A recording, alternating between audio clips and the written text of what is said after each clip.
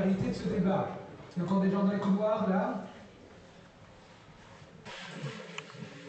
Vous avez un panel intégralement masculin, mais néanmoins de grande qualité, mais composé de personnes qui ne sont pas exactement dans le même registre que tout à l'heure. Puisque ce matin, je n'étais pas là comme Philippe, je suppose que vous aviez des experts engagés, mais qui ont produit des analyses. Avec Claude Rollin, Philippe Van Mulder, on était déjà plus dans le domaine de l'action. Alors une action qui n'est sans doute pas facile. Ils ont aussi des questions à régler dans leur propre organisation, où tout le monde ne vit pas les mêmes questions. Mais en gros, ce sont les mandataires de leurs affiliés.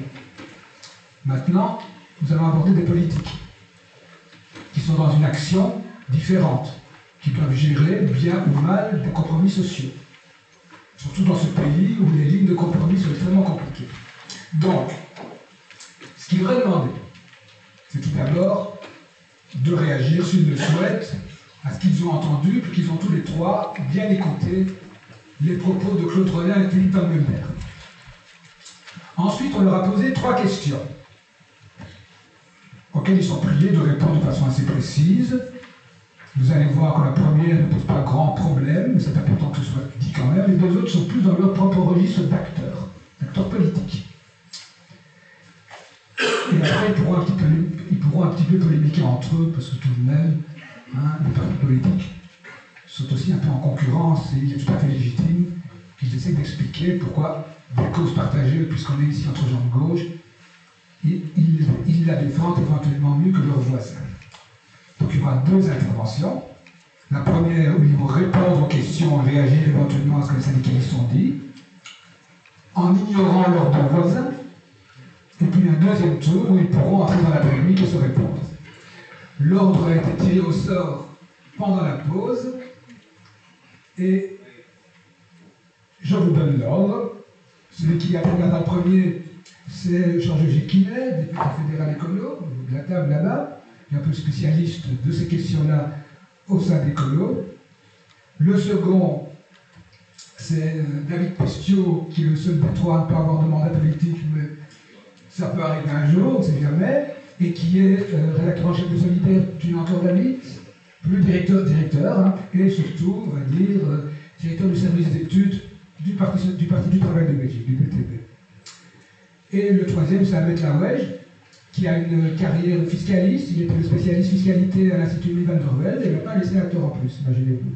Alors on va passer dans ce sens-là. Première intervention d'environ 10 minutes, un 2e tour polémique si vous le souhaitez, et après on va passer la parole à la salle, et la tribune reprendra la parole après 5 interventions dans l'autre sens. Première question, la plus facile. On nous souligne que l'économie belge est handicapée par ses coûts salariaux trop élevés. Qu'en pensez-vous? 2.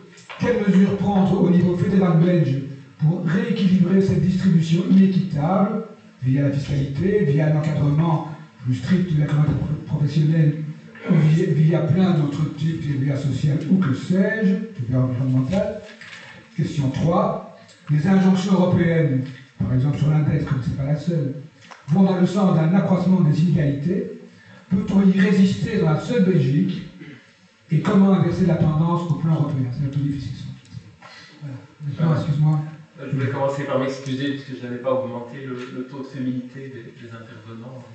Et vous savez combien c'est important pour nous et pour d'autres. Mais voilà, c'est moi qu'on a envoyé ici pour vous parler un petit peu du point de vue des communes sur toutes ces questions. Je voudrais faire 2 réactions aux intervenants précédents, abonder dans le sens de Claude Rollin pour dire que nous ne sommes pas face à une crise de la dette, nous sommes face à une crise de la financiarisation de l'économie et qu'elle menace évidemment notre modèle social, notre démocratie, le vivre ensemble. Il faut revenir au cœur du problème, c'est interrompre cette logique effectivement d'une finance qui fonctionne pour elle-même et puis au service de l'économie, du travail, avec une préoccupation environnementale qui est importante aussi à nos yeux et sans laquelle on ne peut pas avoir de développement économique. Je vais y revenir. Je vais aussi réagir à Philippe Van Mulder qui a fait un travail d'analyse des textes assez impressionnant. Je rebondirai juste sur sa 5e réflexion en matière d'éducation permanente. Je vais vous dire ma frustration d'être quand on est sur un plateau télé avec 30 secondes d'intervention et un journaliste qui vous dit « Oui, mais vous êtes pour plus ou moins d'impôts ?» Là où on voudrait réexpliquer le sens, l'utilité, la possibilité de faire sans plus d'impôts, sans plus de pression fiscale, mieux d'impôts, mais tout ça on ne peut pas l'expliquer sur un plateau télé, ou alors très difficilement, il faut le faire très vite, en essayant de ne pas risquer de déraper et d'être en première page le lendemain d'un quotidien pour dire écolo propose de doubler vos taxes. Ici, voilà, dans un congrès comme celui-ci, on peut travailler sur l'intelligence collective. J'en viens aux 3 questions d'Henri. Handicap salarial et Belgique, on est en plein dans la question qui va être traitée par les partenaires sociaux dans le cadre de la préparation de l'accord interprofessionnel. On est en plein dans les injonctions européennes et bon, je ne veux pas dire qu'il est illégitime de comparer notre système économique aux économies voisines, mais prendre effectivement cette seule variable et lui donner une telle importance est évidemment dangereux à différents titres. Notre système de sécurité sociale, on peut le regretter ou pas, on peut rêver d'un financement alternatif plus structurel, mais s'appuie effectivement sur une part des salaires, et donc les conséquences d'un gel des salaires dans le saut d'index, c'est effectivement d'augmenter la pression sur cette sécurité sociale et sur sa capacité de redistribution, avec une augmentation des phénomènes de pauvreté qu'on connaît déjà dans les syndicats, qui sont en train de mesurer les conséquences de la dégressivité des allocations de chômage, dont on s'en rendra demain compte dans le cadre de la réforme des pensions qui a été décidée en quelques minutes, finalement, en tout cas d'un point de vue parlementaire. Et tout ça aussi, si on prend un raisonnement économique, n'est pas sans conséquences économiques. C'est Wilkinson, cet économiste anglais, qui l'explique très bien. Plus une société est inégalitaire et moins elle est efficace, et plus les coûts de réparation de l'inégalité, que ce soit les phénomènes de délinquance, les phénomènes d'obésité, les phénomènes de décrochage scolaire, sont élevés. C'est le premier élément. Donc toucher au salaire, c'est toucher à ce qui maintient à peu près le système économique belge, malgré la crise politique et malgré la crise financière, dans un état potable, c'est toucher la sécurité sociale. Les salaires, c'est évidemment aussi la consommation, si ça fait tourner l'économie, je ne vous apprends rien, mais effectivement, toucher au salaire, instaurer ou aux allocations sociales, ce sont aussi des salaires, c'est effectivement être dans une logique de régression économique. Et puis, peut-on rivaliser d'un point de vue salarial dans un système économique aussi ouvert que le nôtre, avec des pays qui pratiquent le dumping social, que ce soit l'Allemagne tout près de chez nous, dans le cadre du système européen, qui a construit son développement économique sur le dos des travailleurs et sur le dos des pays voisins. Je ne pense pas qu'on peut presser les travailleurs à l'infini. Le phénomène des travailleurs pauvres est connu en Allemagne. On ne peut pas le faire non plus dans un système économique où on peut transporter des marchandises d'un point A à un point B à des milliers de kilomètres avec des coûts qui sont ridicules, sans droits sociaux et environnementaux. C'est ce que nous proposons de mettre en réflexion, c'est essayer de finalement rétablir une égalité concurrentielle en faisant en sorte que ceux qui produisent dans des conditions sociales moindres, dans des conditions environnementales qui dégradent l'environnement, s'ils veulent venir sur un marché économique qui, lui, les respecte, eh bien, il y a un phénomène de compensation, de taxation. Donc l'idée des droits sociaux environnementaux que nous essayons de mettre en débat. J'ai la faiblesse de croire que, au contraire, une politique sociale, une politique salariale correcte est de nature à ramener la confiance et donc un fonctionnement correct de l'économie. Dans le cadre de la discussion en cours sur la compétitivité, pour élargir le débat, nous essayons de mettre en évidence, nous écologistes, et nous avons déposé une proposition de loi en ce sens, que la compétitivité au-delà de la compétitivité qualitative. C'est effectivement quelque chose qu'on doit avoir en tête. J'aime bien la réflexion de Philippe sur le sujet. C'est aussi le prix des matières premières qui sont utilisées dans le cadre de notre économie. Si on analyse la structure des coûts de nos entreprises, on se rend compte que les matières premières, et notamment l'énergie, occupent une part beaucoup plus importante que finalement les salaires dans la compétitivité des entreprises. Que dit notre proposition de loi?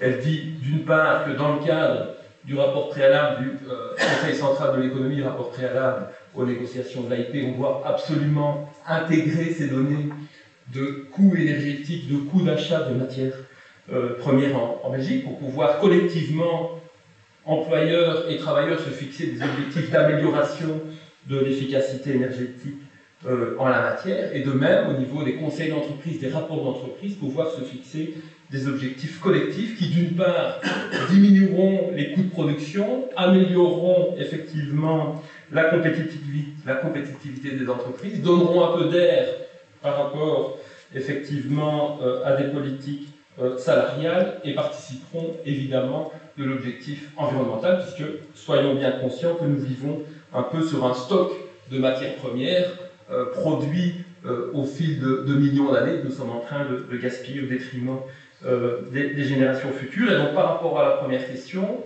se focaliser sur le salaire est particulièrement dangereux par rapport à notre modèle social. Essayons d'ajouter dans les réflexions et dans les AIP la question de la compétitivité par rapport aux matières premières. Deuxième question posée,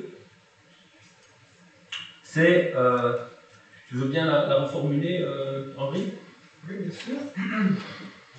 Quelle mesure prend au niveau fédéral belge pour équilibrer cette distribution inéquitable vis-à-vis de la fiscalité, vis-à-vis d'un encadrement plus strict de la clientèle professionnelle ou d'autres pistes? Voilà. Et donc, ça renvoie, pour un parti comme l'écolo, notamment aux initiatives parlementaires qu'éventuellement vous auriez prises. Oui, je vais en détailler quelques-unes. Effectivement,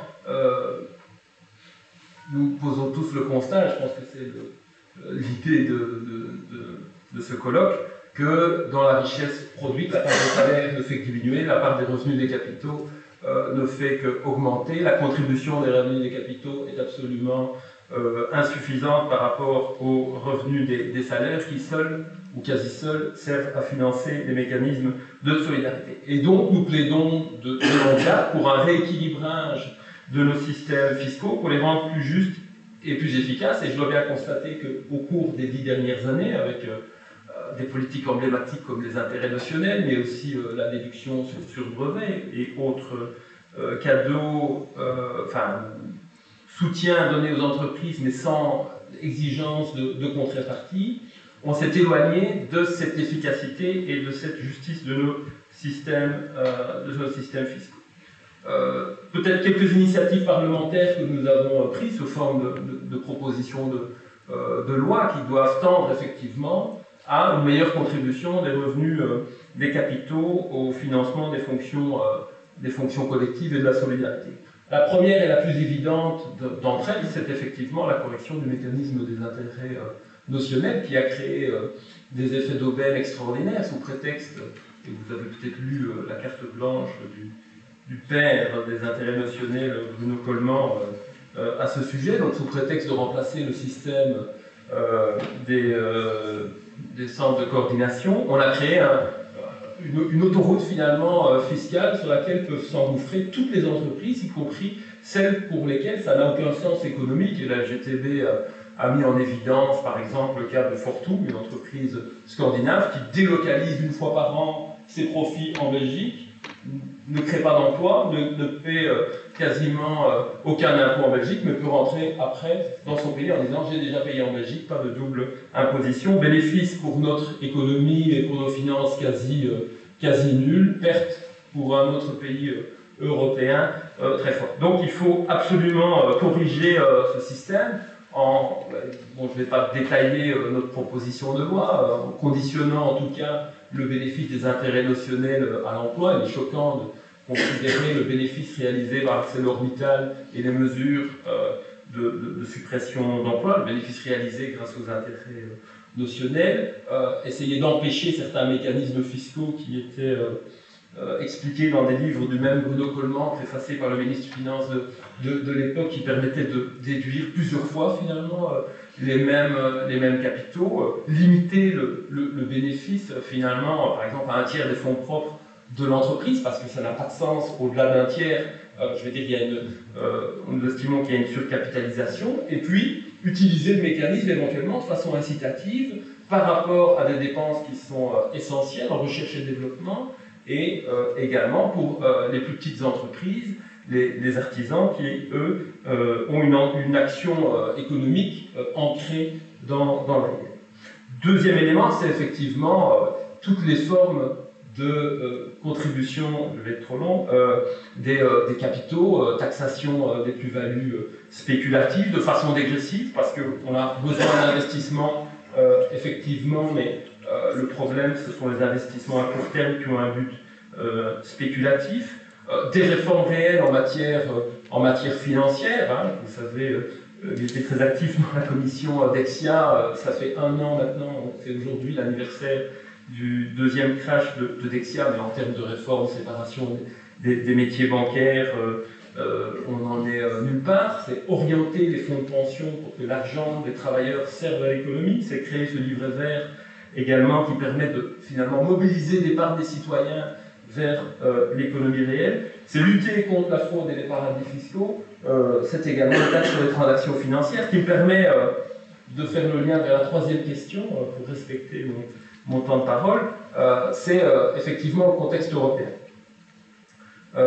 Très régulièrement, l'Europe remet en cause notre modèle social. Le discours dominant aujourd'hui, c'est il faut effectivement lutter contre la dette en diminuant les dépenses. On sait que c'est l'influence de l'Allemagne, à l'époque avec Sarkozy. On oublie toutes les autres dimensions de la construction européenne, notamment au niveau des objectifs Union européenne 2020, tout ce qui est lutte contre la pauvreté, investissement dans la formation, dans la recherche et développement. On se focalise sur l'austérité. On veut un équilibre budgétaire qui ne se construit que par la diminution des dépenses. Nous contestons ce modèle et nous voudrions effectivement, parce que c'est une des questions, que la Belgique, même si elle n'est pas le plus grand pays d'Europe, joue à nouveau un rôle moteur dans une construction européenne plus sociale, plus solidaire, plus efficace également, avec une dimension fiscale et environnementale. Mais ce que je constate en tant que député, quand on interroge notre Premier ministre, mais son prédécesseur également avant ou après un sommet européen, pour savoir ce qui va se passer, c'est qu'effectivement la Belgique ne joue pas un rôle suffisamment important à nos yeux, parce qu'elle a ses propres problèmes, qu'ils soient communautaires ou financiers, avec la crise bancaire. Et finalement, l'objectif, ça se marquait peut-être plus avec Yves Le Terme qu'avec Elio Di Rupo, c'est de se faire le plus petit possible et surtout ne pas faire parler de soi pour éviter que les marchés financiers se focalisent sur la Belgique. Et donc je vais conclure, Henri, sur cette intervention en disant effectivement, je suppose qu'on va parler du traité budgétaire, mais nous pensons qu'il faut une harmonisation fiscale pour arrêter entre pays au sein de l'Europe de se concurrencer. Le moins-disant fiscal concurrence le pays voisin. Il faut effectivement une politique d'investissement dans l'économie de demain. C'est ce que nous appelons écologistes de tous les pays. Nous étions en réunion à ce sujet encore ce mardi avec 14 pays représentés, miser sur l'efficacité énergétique, miser sur un grand plan d'isolation des maisons, miser sur finalement de l'emploi relocalisé avec une capacité d'investissement des États plutôt que l'austérité qui fait si mal dans les pays qui la subissent. C'est un modèle économique qui fonctionne aussi, qu'il faut remettre à l'avant-plan, et c'est clairement le défi pour 2020. Voilà, bonjour et merci de l'invitation. Alors, je vais directement introduire des petites remarques sur les propos de Claude Rollin et de Philippe Van Mulder dans mon exposé par rapport aux questions. Les coûts salariaux trop élevés, je pense que c'est une thèse patronale depuis la nuit des temps. Et je crois qu'à l'heure où on qualifie notre Premier ministre de marxiste, on devrait peut-être justement retourner à Marx. Et la discussion sur les salaires, sur le capitalisme, c'est une discussion pour savoir si les travailleurs vont conquérir une partie de ce qui leur revient. Parce que finalement, les richesses sont produites par les travailleurs eux-mêmes. Et la discussion, c'est de savoir dans quelle mesure une partie leur revient au niveau de leur salaire. On a vu que ça dépend du rapport de force dans l'histoire du capitalisme. On a vu quand le mouvement ouvrier est plus important, quand il y a aussi la peur d'un système alternatif, on l'a vu à la sortie de la Deuxième Guerre mondiale, on a des salaires plus élevés et la part de la plus-value est moins importante pour les entreprises. C'est donc une bataille constante et c'est une bataille entre deux logiques qui ne sont pas vraiment conciliables. C'est pour ça que, pour notre part, la logique de la compétitivité, que ce soit quantitatif ou qualitatif, nous semble un concept qui n'est pas approprié pour aborder ces questions-là. Parce que la question, c'est de savoir quel rapport de force on développe pour pouvoir obtenir, dans le cadre du système économique injuste dans lequel on est, pour obtenir une part de ce salaire. Parce que soyons clairs, les coûts salariaux pour nous, ils ne sont pas trop élevés, ils sont trop bas par rapport aux besoins. Les salaires sont trop bas par rapport aux besoins que les travailleurs, que les allocataires sociaux ont. Donc pour nous, la logique de compétitivité, on doit la remettre en cause. Ça ne veut pas dire qu'on ne doit pas fonctionner dans ce système, mais qu'on doit en savoir sortir de la logique et la combattre activement. Par rapport à la question de la crise, puisqu'on est dans une situation de crise où les rapports de force sont mis à mal et où effectivement le capitalisme essaie de regagner ses parts, je crois que je dirais que c'est pas seulement, ou c'est même pas d'abord une crise financière, c'est une crise plus fondamentale du système dans lequel on est. Elle date déjà depuis 1973, elle a été reportée par justement cette financiarisation de l'économie, mais fondamentalement, elle touche à l'économie réelle depuis le départ. Nouriel Roubini, qui est l'un des rares économistes qui a prévu la crise de 2008, a déclaré ceci dans le Wall Street Journal. Il n'est pas devenu marxiste, hein, mais il a quand même dit ça. Karl Marx avait raison, à un certain moment, le capitalisme peut se détruire lui-même. Vous ne pouvez pas continuer à transférer les revenus du travail vers le capital sans avoir une capacité excédentaire et un manque de demande globale. C'est ce qui est arrivé. Nous avons pensé que les marchés fonctionnaient, or ils ne fonctionnent pas. Les entreprises, pour survivre et prospérer, vont diminuer toujours plus les coûts salariaux, mais les coûts salariaux sont les revenus et la consommation d'autres.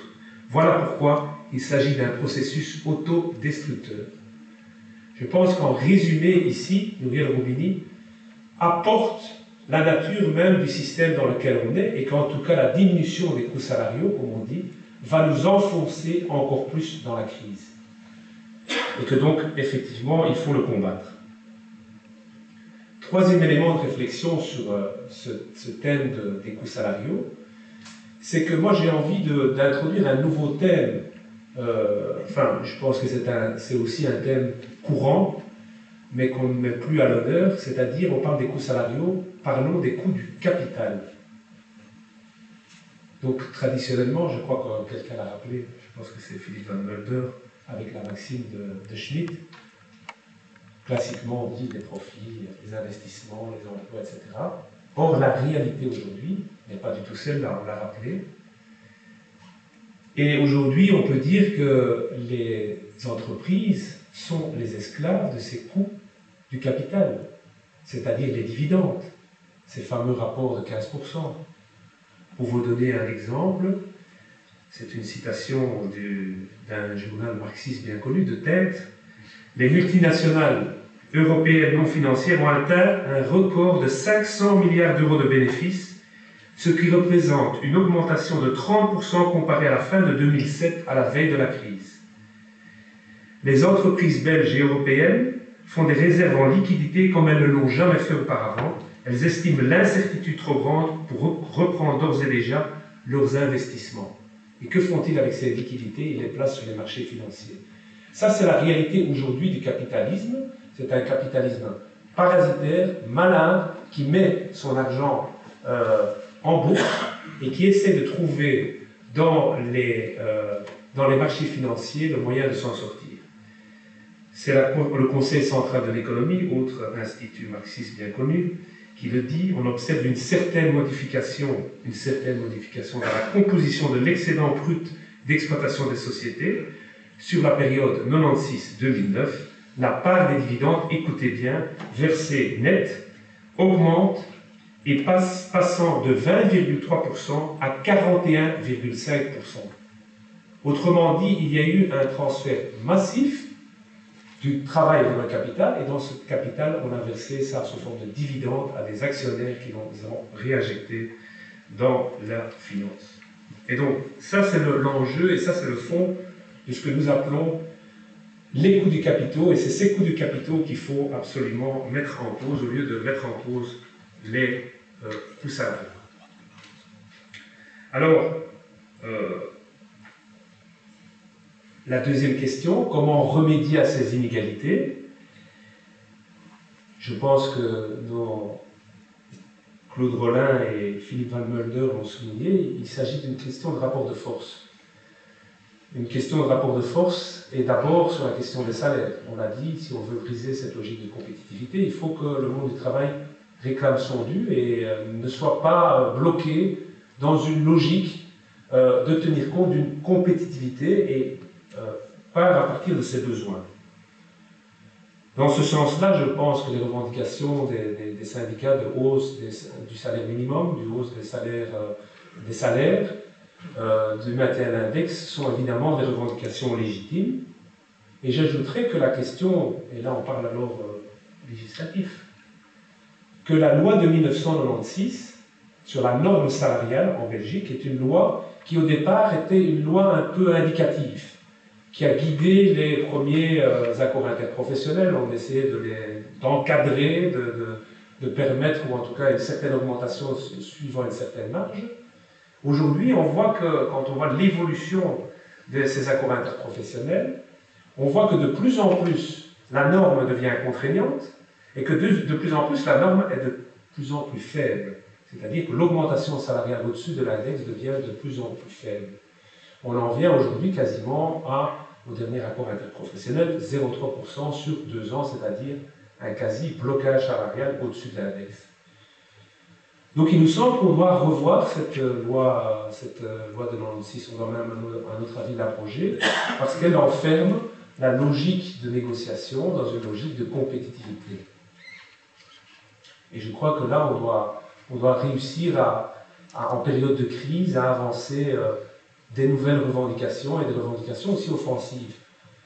Parfois on dit que les périodes de crise sont des moments difficiles, on ne peut pas revendiquer, qu'on ne peut pas prendre la part du gâteau.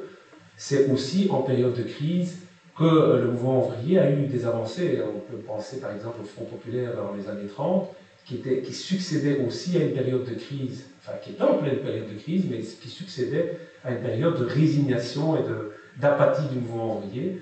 Donc les choses peuvent changer aussi au niveau du mouvement du monde du travail. Deuxièmement, je pense qu'on a parlé de la fiscalité tout à l'heure, on en parlera certainement dans le débat.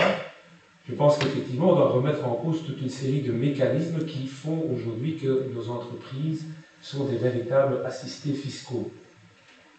Je crois qu'on peut le dire quand on a la plus grande fortune européenne qui vient en Belgique, littéralement profiter du système financier belge pour écouler une partie de son capital sans payer d'impôts.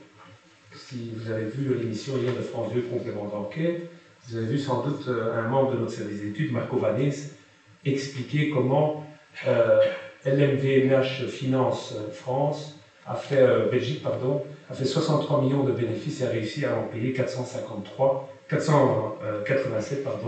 hein, excusez-moi, c'était plus, on exagère toujours, 487 € d'impôts. Et je crois qu'on a donné avec nos services d'études suffisamment d'exemples véritablement du vol d'un système qui a été construit jamais pour l'emploi, ça n'a jamais été conçu pour l'emploi, mais c'est un système qui a été conçu pour remplacer les centres de coordination. Donc je crois, et comme ça la polémique est lancée, je ne pense pas qu'on peut réformer le système des internationaux, on ne peut pas transformer une voiture en un bateau. Hein, il y a des choses qui sont irréformables, il faut le supprimer et il faut avoir d'autres mécanismes. Il y a bien sûr beaucoup d'autres mécanismes fiscaux qui sont, voilà, dont on pourra débattre. Et en tout cas, il y a un troisième point qui me semble très important sur cette question de répartition des salaires, ça a été évoqué ce matin, c'est la question de la défense des cotisations sociales comme salaire indirect.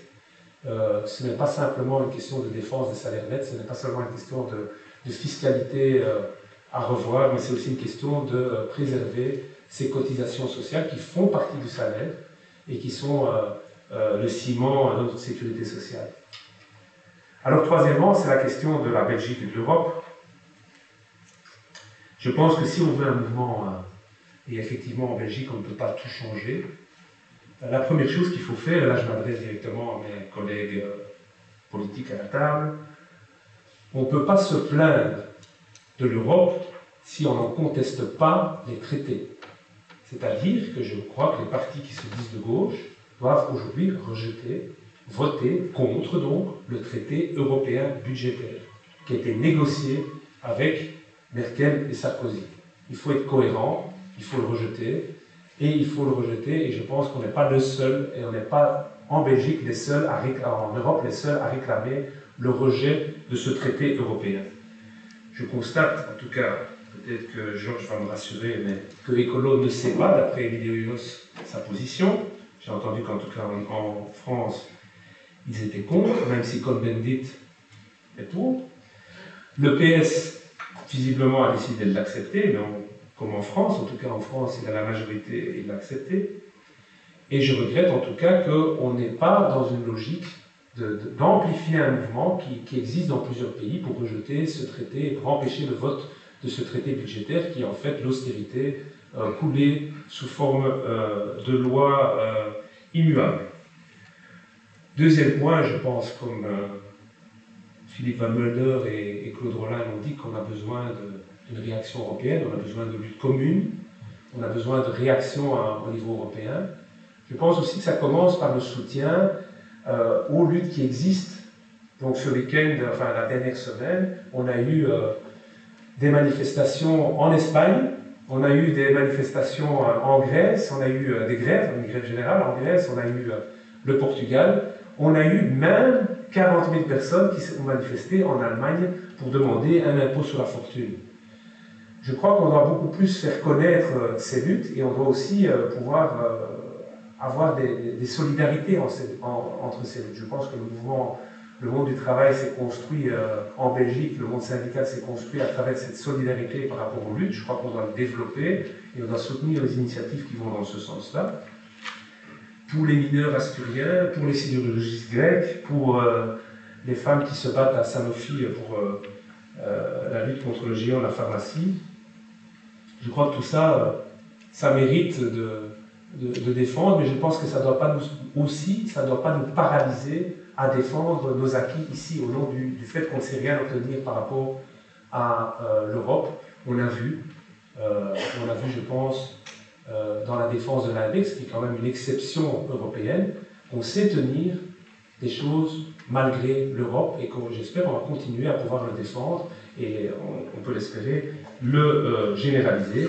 Tout ça pour dire, pour finir, que évidemment on est pour des mouvements européens, mais que les mouvements européens viendront justement de ces luttes communes et d'objectifs communs.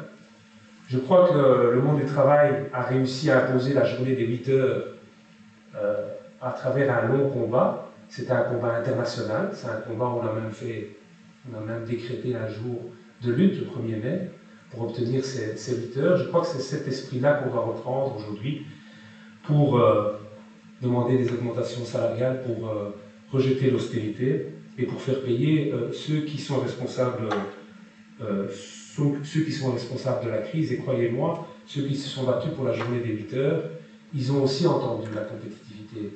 Vous n'avez qu'à relire la discussion parlementaire en 1920 et 21 sur la journée des 8 heures. Vous verrez que les patrons belges criaient à la faillite totale de l'économie belge et que finalement on a obtenu la journée des 8 heures et on espère qu'on en aura encore d'autres. Voilà, merci. Bonjour à tous, merci Henri. Vous n'en voudrez pas de ne pas rejoindre la tribune, mais contrairement peut-être à mes deux co-conférenciers, je préfère être assis pour parler. Voilà. Je vais essayer bien entendu de rester dans la charpente dessinée par Henri. Et en même temps, je souhaiterais pouvoir, en guise d'introduction, attirer votre attention sur le fait que, bien entendu, nous devons parler d'un certain nombre d'actions politiques à mener pour résorber les déficits, les inégalités qui ont été décrites ce matin. Mais en même temps, il est difficile de faire l'impasse sur le fait qu'avant d'être un programme d'action, la politique, c'est d'abord un discours. Et je trouve que là, pour le moment, nous sommes parti progressiste, qui se désigne comme tel en tout cas, là où nous sommes un peu enfoncés, c'est dans le fait que pour l'instant, selon moi, malgré tous les efforts que nous déployons, nous sommes un peu perdants dans le registre du discours. Pourquoi ? Parce qu'il a été expliqué que la redistribution des richesses, qu'à la redistribution secondaire des richesses, donc avant la distribution primaire, à savoir la formation des salaires, la redistribution secondaire des richesses se fait par un certain nombre de vecteurs, les impôts, la sécurité sociale, les services publics. Et le discours de droite, savoir le discours patronal ou le discours des partis politiques qui relaient les thèses patronales, essaie, chaque fois qu'il est possible, d'élaborer un certain nombre de formulations, un certain nombre de slogans qui vont essayer de saper les fondements de ces trois vecteurs de redistribution. Prenons les exemples. Sur le service public. Le service public, nos écoles, nos crèches, nos administrations sont transformées en bureaucratie dans le discours. Il y a trop de fonctionnaires, la bureaucratie, frein à l'efficacité, frein à la compétitivité, donc attaque en règle contre les services publics. Autre exemple, sur la fiscalité des impôts, la rage taxatoire. Autrement dit, l'impôt est en soi illégitime. On ne se pose plus la question du point de vue de la philosophie politique, savoir si ce n'est pas la propriété privée ou l'accumulation de propriété privée qui est illégitime. Non, c'est l'impôt qui est illégitime. Et ça, c'est effectivement des choses que vous entendez régulièrement sur les plateaux de télévision, je le répète, soit dans le chef d'un certain nombre de représentants patronaux, soit dans le chef d'un certain nombre de représentants de partis politiques de droite. Sur la sécurité sociale, l'angle d'attaque, c'est système d'assistés. Autrement dit, les allocataires sociaux, ce sont des assistés, ce sont des fainéants que l'on encourage à se complaire dans la fainéantise. On perd de vue que la sécurité sociale, c'est d'abord assurer les travailleurs contre le risque de perdre son travail, la diminution de capacité économique s'agissant des pensions, le risque de tomber malade, etc. Donc, autrement dit, il y a dans le discours politique de la droite, patronat, parti politique, chaque fois cette volonté de saper dans ses fondements par l'accumulation de slogans et de raccourcis, ce qui fait aujourd'hui la redistribution des richesses. Face à cela, donc là je rejoins bien entendu les représentants des deux grands syndicats, nous devons en effet davantage investir dans l'éducation permanente. Alors, soyons de bon compte, il y a énormément de choses qui se font, et que ce soit chez Ecolo, PTB, au Parti Socialiste, ou dans le chef des organisations syndicales, il suffit d'aller consulter les sites internet, et il y a régulièrement des campagnes d'information pour relégitimer ces trois vecteurs, pour dire, au fond, les services publics, si l'on devait demander aux gens de payer au prix coûtant l'école, les hôpitaux, ils en viendraient à s'endetter. De la même manière que l'impôt, c'est précisément ce qui finance tous ces services publics qui, sinon, devraient être payés de leurs deniers propres par les ménages. De la même manière que les services publics expliquaient que ça se résume à la bureaucratie, c'est tout à fait faux. Les services publics, ce sont des choses concrètes au quotidien, et de devoir rappeler, et à nouveau des campagnes sont organisées, sur la sécurité sociale d'ailleurs davantage par les syndicats que par les partis politiques, dois-je observer, c'est du salaire, ça fait partie du salaire à proprement parler des travailleurs, et ce sont des travailleurs qui, entre eux, cotisent pour s'assurer contre un certain nombre de risques, et il est demandé à l'employeur, lui aussi, de financer une partie de cette assurance collective contre les risques, parce qu'au fond, il prend chez le travailleur une forme de force via son énergie qu'il met pour pouvoir exploiter ou mettre en œuvre son capital. Donc autrement dit, nous avons vraiment besoin là, tous ensemble, je pense, de lutter contre ce discours de délégitimation de ces vecteurs fondamentaux de la redistribution secondaire des richesses. Alors j'en viens aux trois questions très rapidement. Sur les coûts salariaux trop élevés, un certain nombre de choses ont été dites.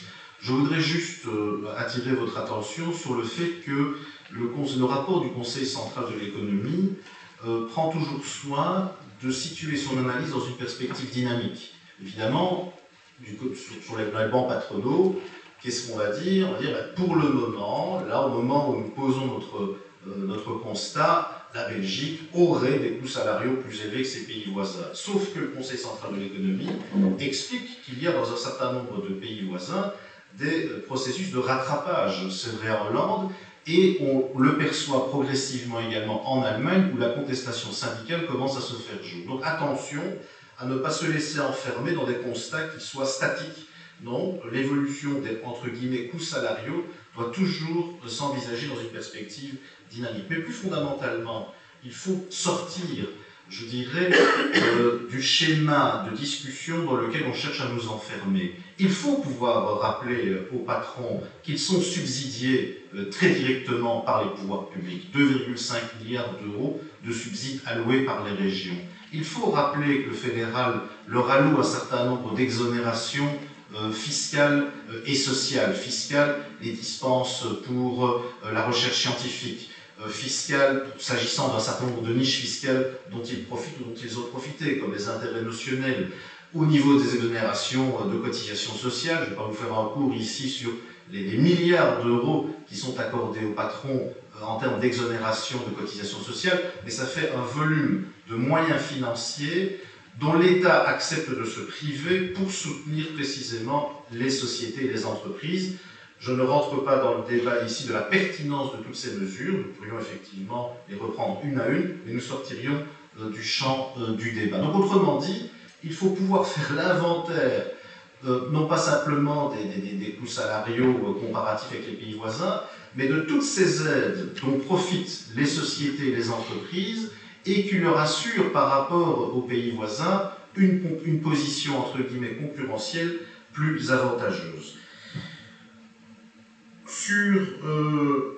Donc ça c'était sur la posture patronale. Je voudrais aussi attirer votre attention, je ne savais pas où le glisser, mais il me semble que c'est dans la réponse à cette première question qu'il est important de le dire, que de fait nous avons un affaiblissement de la position économique des travailleurs, vous l'avez vu ce matin, dans la part prise par les salaires dans la richesse produite, dans l'évolution de la masse salariale rapportée au nombre d'emplois occupés par rapport à l'évolution du PIB par habitant, qui montre effectivement que les autres revenus financiers notamment augmentent, eux, pendant que la part des salaires diminue. Donc tout ça a été vu. Mais je voudrais attirer votre attention sur une chose, c'est qu'au fond, le système capitaliste s'est adapté de manière assez sournoise, ça peut être été évoqué ce matin, c'est que à ce phénomène correspond une augmentation du crédit de la consommation.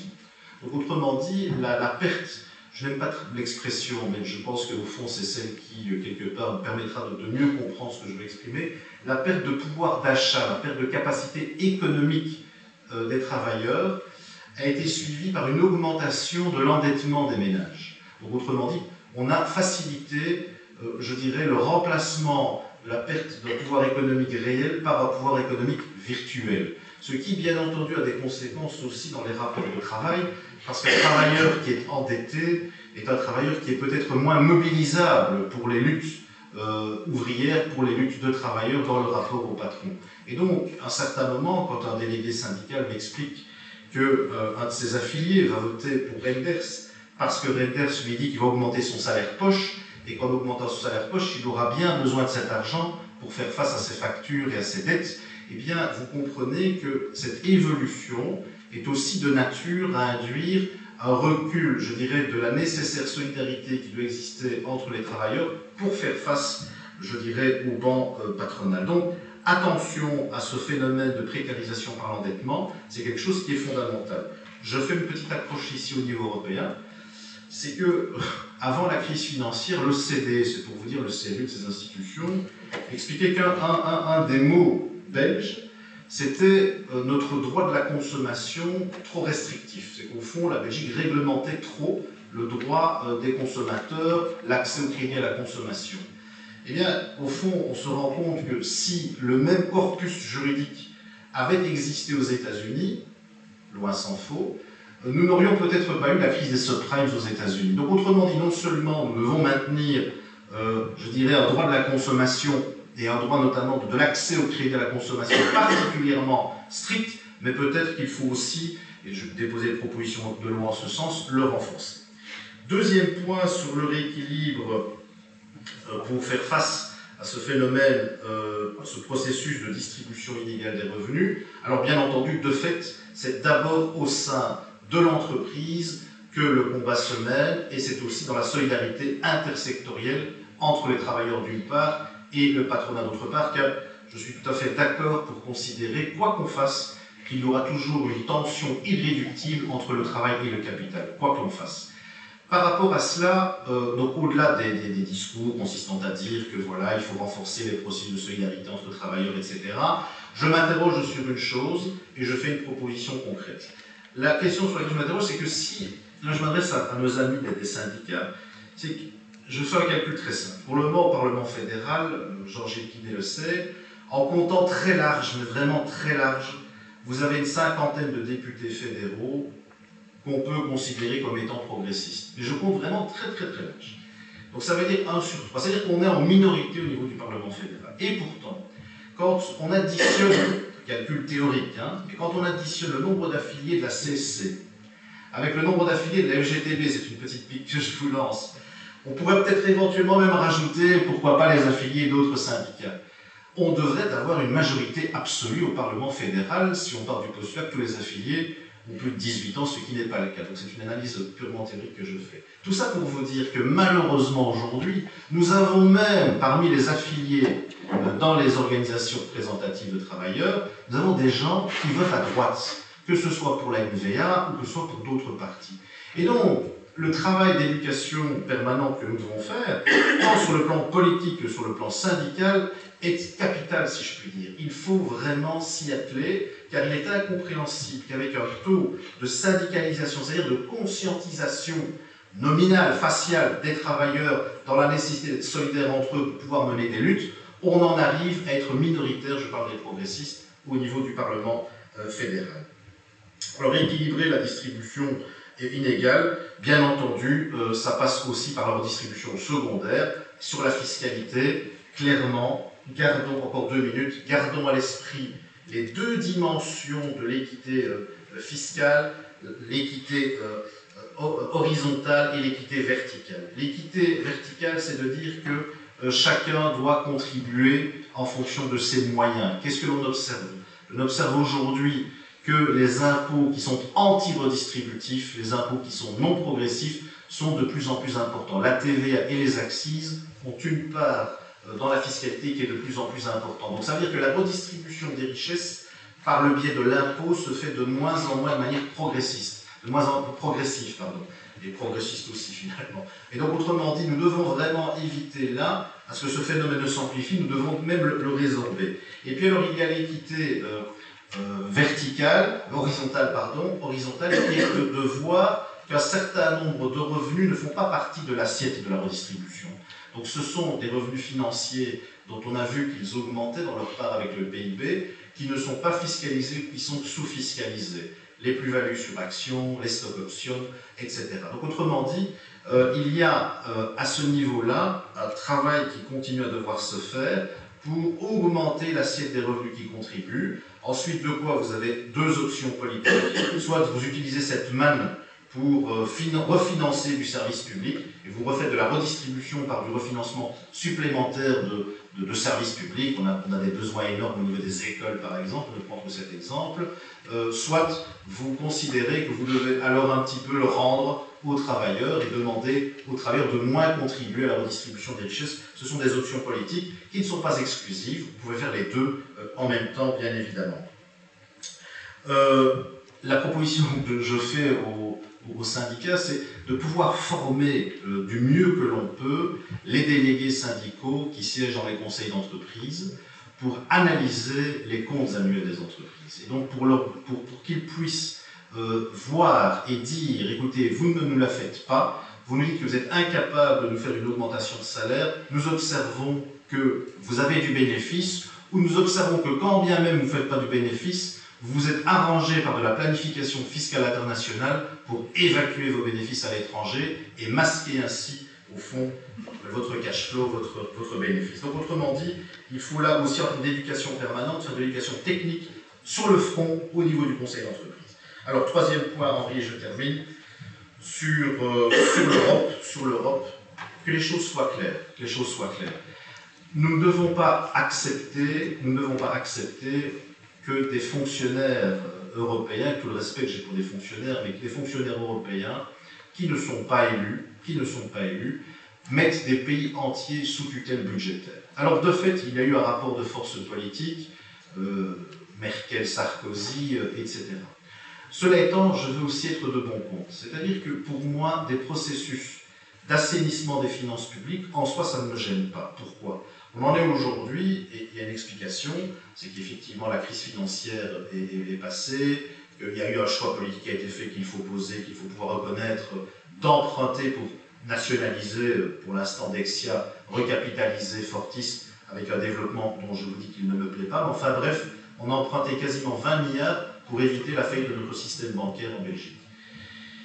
Ça a suscité un surcroît d'endettement aggravé par un début de récession, une diminution des rentrées fiscales, singulièrement au niveau de l'impôt des sociétés, mais aussi de l'impôt des personnes physiques et dans une moindre mesure de la TVA. Donc tout ça creuse un déficit. Si bien que les efforts qui avaient été faits, pour une large part d'ailleurs sur le dos des travailleurs au milieu des années 90, d'assainissement de nos finances publiques, de réduction de la dette, qui nous avaient permis aussi de réduire notre charge d'intérêt, nous conduisent aujourd'hui à avoir en termes de charge d'intérêt quasi plus de 10 milliards d'euros d'intérêts à payer par an. Ces 10 milliards d'euros d'intérêts à payer par an qui vont aller nourrir et engraisser un certain nombre de banques, ce que moi je pense, c'est que ça n'est pas une bonne chose et que par voie de conséquence, de se dire qu'on doit assainir nos finances publiques, réduire notre endettement, réduire notre charge d'intérêt, n'est pas pour moi une mauvaise chose, c'est une bonne chose. Ça, c'est ce que je voudrais vous dire par rapport à ce que se prépare au niveau européen. Je vois que je suis arrivé au terme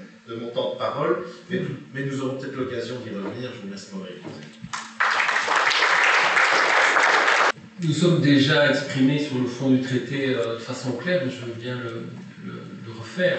Ce traité est un problème démocratique, c'est priver les États de la capacité à décider de leur propre devenir budgétaire. C'est un problème social, puisque, comme je l'ai dit, un équilibre budgétaire qui est basé uniquement sur la diminution des dépenses pose un problème dans un contexte de récession sur la capacité de faire fonctionner l'économie et de maintenir les mécanismes de solidarité. Et sur le plan économique, ça nous semble contre-productif. Cela, nous l'avons dit à chaque fois et dans tous les lieux où c'était utile de le dire, y compris à la veille des sommets européens, à nos premiers ministres, le terme qui revient en nous disant, écoutez, acceptez ça, mais pas de problème, les règles budgétaires belges correspondent en gros à ce qu'est la règle d'or, à Diroupo, qui revient en nous disant, écoutez, je peux vous rejoindre, mais enfin bon, quand j'en parle à Angela, qui contribue pour beaucoup plus que la Belgique au budget de l'Europe et qui a une population qui se dit je ne vais pas payer pour des Grecs qui ont mal géré et qui c'est pas à nous de payer les conséquences, j'ai fait ce que j'ai pu. aujourd'hui, effectivement, enfin, ou plutôt demain, dans quelques semaines, va se poser la question du vote au Parlement fédéral, dans les parlements fédérés, de la ratification de ce traité. Et nous sommes dans une phase qu'on peut ne pas comprendre, qu'on peut juger insuffisamment claire, de discussion, puisque les gouvernements des entités fédérées auxquelles nous participons ont écrit au gouvernement fédéral pour l'interroger sur certains éléments du traité, de la traduction, notamment le maintien de nos systèmes de négociation paritaire dans le cadre notamment d'AIP et autres, le maintien d'une capacité d'investissement contracyclique en période de récession économique. Et nous sommes toujours dans un dialogue belgo-belge par rapport à ça. Et il nous semble que, effectivement, il sera temps, au moment où la question sera effectivement posée, de s'interroger sur le vote qui sera posé, en se posant deux questions subsidiaires. Je pense, quelles seront les conséquences du vote et quels seront effectivement les effets de ce vote, puisque vous le savez qu'un traité, à partir du moment où il est ratifié par un nombre suffisant d'autres pays européens, sera d'application. D'où aussi cette volonté que j'ai voulu exprimer à la fin de mon intervention, de continuer à travailler sur les mécanismes correcteurs ou complémentaires par rapport à cette logique d'austérité qui renforce les dynamiques qui sont dénoncées dans le cadre de ce colloque, et effectivement d'enclencher sur les questions de redéploiement et de réorientation écologique de l'économie, sur les mécanismes de solidarité avec un rôle beaucoup plus fort que doit pouvoir jouer la Banque Centrale Européenne, qui aujourd'hui prête aux banques à 1%, mais refuse d'intervenir à l'égard des États directement en difficulté, ce qui fait que ceux qui sont plus en difficulté ont en plus les taux les plus élevés, donc on est d'emprunts les plus élevés, donc on est face à un paradoxe extraordinaire. Donc nous voulons, dans le cadre du débat européen, nous faisons avec tous les Verts d'Europe, enclencher une autre mécanique, plus fédéraliste, y compris sur le plan fiscal, pour effectivement sortir de cette situation de crise en changeant de paradigme. Voilà la réponse que nous pouvons donner. Effectivement, c'est pas super clair. Donc, dans la situation. Mais non, si la question est plus complexe que de savoir est-ce que vous avez voté oui, non ou abstention au traité. Donc aujourd'hui, on ne peut pas répondre à ça aujourd'hui. Nous n'avons pas pris de décision, je pense que ça a été dit clairement. Voilà, nous n'avons pas pris de décision. Nous avons un avis sur le traité qui est clair. Il y a un processus qui est en cours de discussion avec le gouvernement fédéral et nous travaillons avec les Verts européens pour un changement de paradigme. J'ai entendu Georges et donc chacun jugera sur la question de l'Europe. Maintenant, par rapport à ce qui a été dit, puisque c'est ça qui m'est demandé, et comme je crois que je suis là aussi pour un petit peu titiller mes amis ici à côté de moi, voilà, chacun va se titiller l'un l'autre. Il y a quelque chose qui m'a interpellé dans le propos de Ahmed, et je n'en veux pas, je ne prends pas pour cible Ahmed, mais plutôt son parti, c'est sur la question de l'éducation permanente. Je crois que le problème de l'action du Parti socialiste, c'est justement qu'il ne fait pas beaucoup preuve d'éducation permanente dans sa pratique. Donc ça manque de clarté. On peut expliquer quelque chose, qu'il faut défendre la sécurité sociale et le salaire indirect, mais accepter des baisses de cotisations patronales. Je me souviens bien, le PS est au gouvernement depuis 88, depuis 91, on en est au-delà de 10 milliards. Bon, c'est dur d'expliquer ça et faire l'éducation permanente avec ce cas-là. En tout cas, moi j'ai plus facile, évidemment, parce que je n'ai pas participé, mais en tout cas, c'est un problème. C'est dur d'expliquer la question de la fiscalité quand on a voté les intérêts nationaux, probablement à contre-cœur, mais on les a votés. Et quand on va à l'étranger demander à des investisseurs de venir en Wallonie, on en fait même la publicité. Donc évidemment, il y a un problème d'éducation permanente à ce niveau-là. On aura encore un problème d'éducation permanente quand on dira qu'il faut défendre les chômeurs et quand on va baisser le 1er novembre, je vous rappelle, de 12 à 42% le pouvoir d'achat de 125 000 chômeurs, ce qui est un drame, vraiment un drame pour une série de familles, de gens qui vont souffrir dans les prochains mois, mais évidemment, les élections seront passées. Alors, je crois que là, on a encore un problème d'éducation permanente quand on parle de dette et quand on a participé soi-même à la vente de Dexia, du Crédit Communal et de la CGR, qui est quand même une faillite colossale. On l'a vendu en disant qu'on défendait, je ne pense pas avoir entendu qu'on défendait les services publics, parce que sinon on ne l'aurait pas vendu.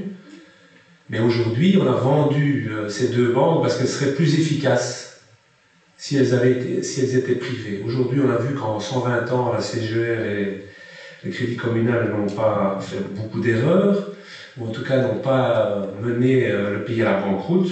Aujourd'hui, on nous parle que la dette de Dexia, enfin ce que va nous coûter Dexia, ça va durer jusqu'en 2072. Donc je crois que là, il y a un problème pour la gauche, pour être crédible, d'être en accord les actes avec les paroles.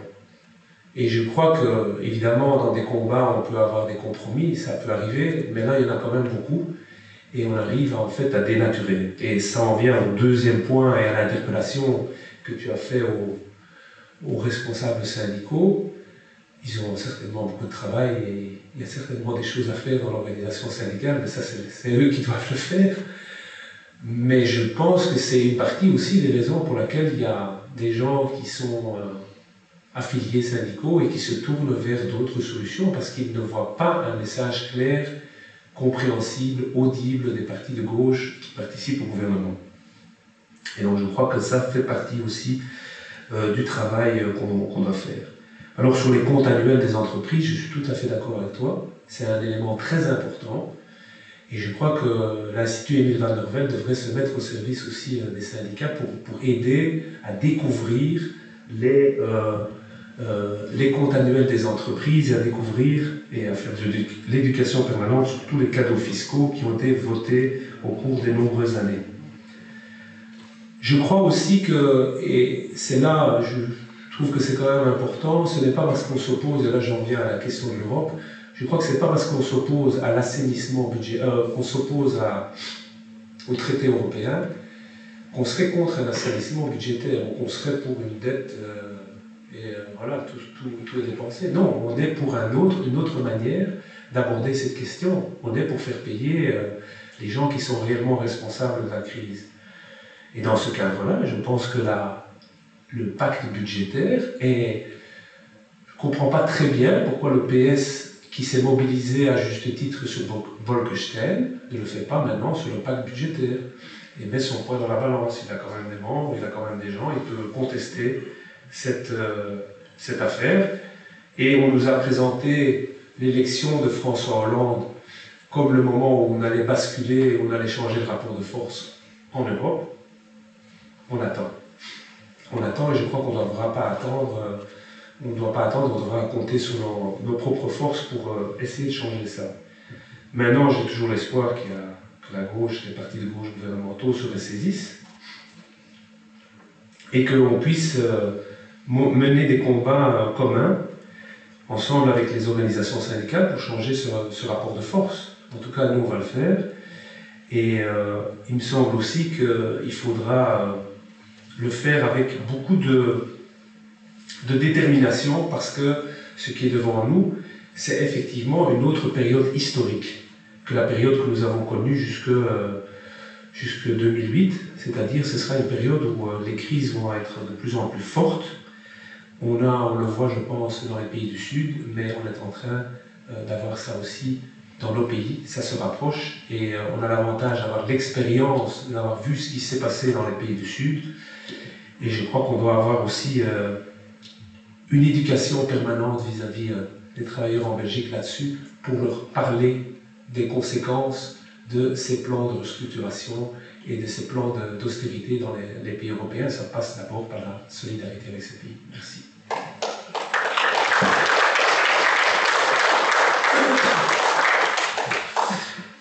Voilà, il y a pas mal de choses à dire. Évidemment, David, je ne lui en veux évidemment pas. Il est dans la posture, au fond, de l'extrême gauche. La gauche. Oui, l'extrême gauche, j'assume mes propos. Qui, quelque part, porte un regard sur ce que le Parti Socialiste a pu faire depuis les 125 ans qu'il existe. Et depuis les 125 ans qu'il existe, alors il est vrai qu'il y a des moments où nous étions un peu plus forts, et puis des moments où nous étions un peu plus faibles. Mais je trouve que le bilan du Parti Socialiste depuis 125 ans est un bilan qui est particulièrement positif en termes de réforme de structure, en termes de défense des droits des travailleurs et en termes de redistribution des richesses. Alors moi j'attends toujours évidemment le bilan du PTB.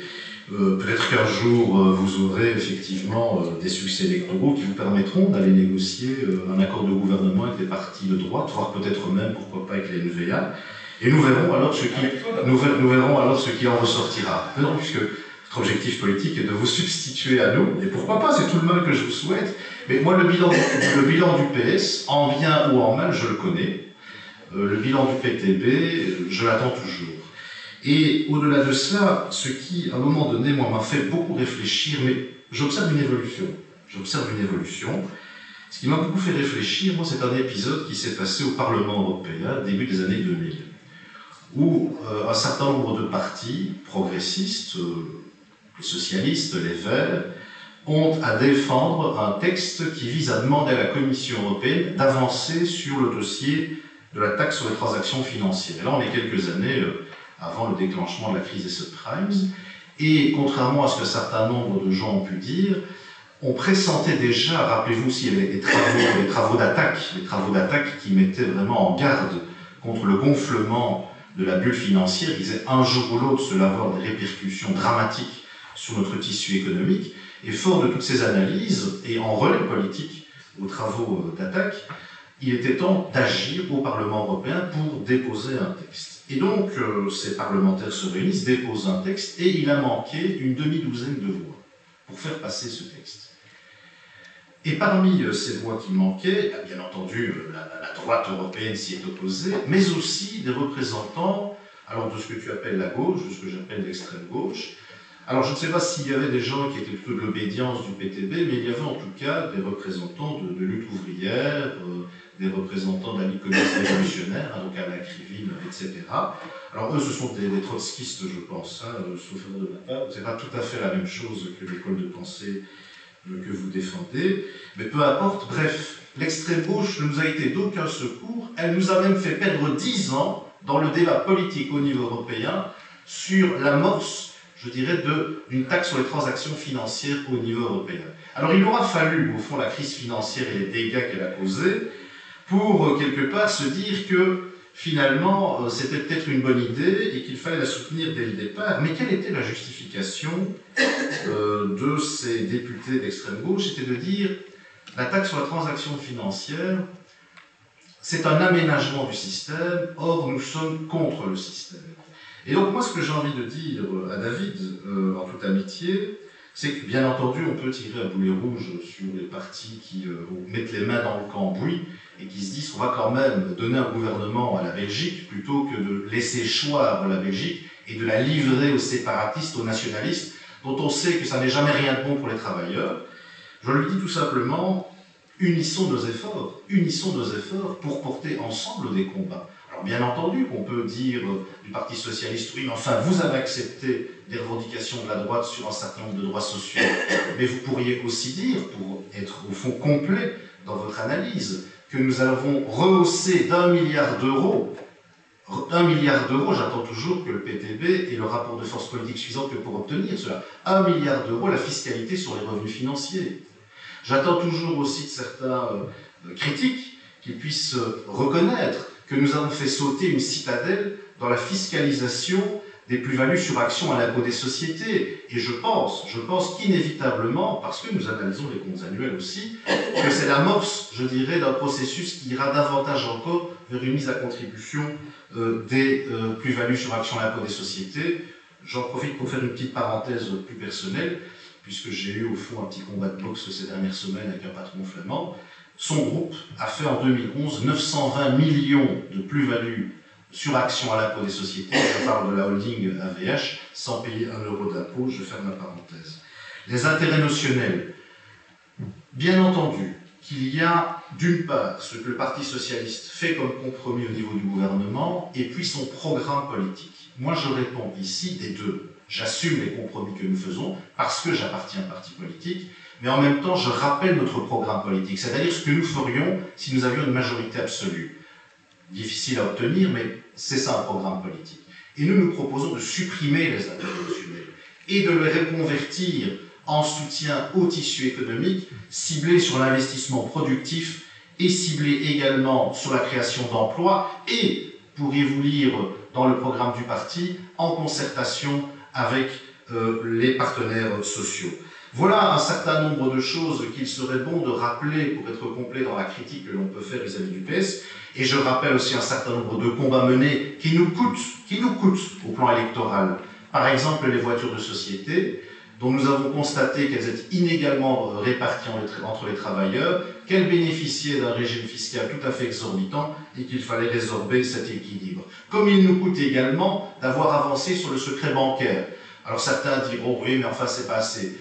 Vous n'imaginez pas la difficulté qu'il y a à obtenir ce genre d'avancée au plan politique. Eh bien, le secret bancaire, ça nous coûte également au niveau politique, car il y a bien entendu des campagnes de désinformation pour dire, à cause du Parti socialiste, on va aller regarder ce que vous faites dans votre vie privée. Donc, oui, dans un bilan, il y a des choses dont on n'est pas fier, et puis il y a surtout beaucoup de choses dont je dis qu'il a fallu beaucoup de courage, beaucoup de ténacité que pour pouvoir les arracher. Donc on peut continuer dans le débat gauche-gauche. Je dis juste une chose, c'est qu'au final, tout ça nous affaiblira vis-à-vis de nos vrais adversaires que sont la droite et un certain nombre, puisqu'on est enregistré, un certain nombre de patrons qui cèdent au slogan plutôt qu'à l'analyse sérieuse. Je vous remercie.